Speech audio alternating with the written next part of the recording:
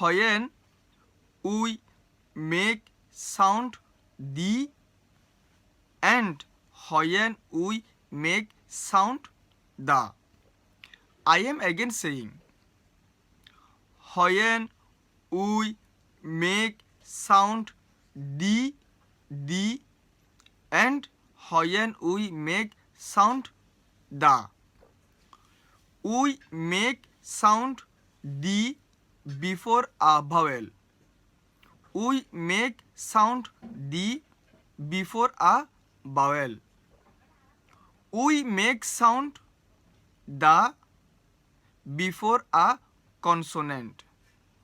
We make sound the before a consonant.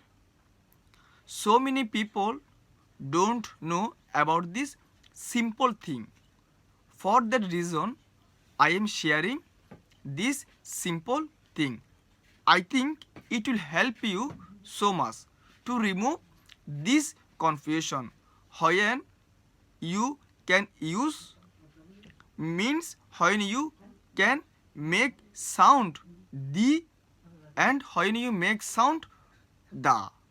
I think it will help you so much, because so many people feels confusion to make sound the and the. I think it will help you so much to make sound the and the.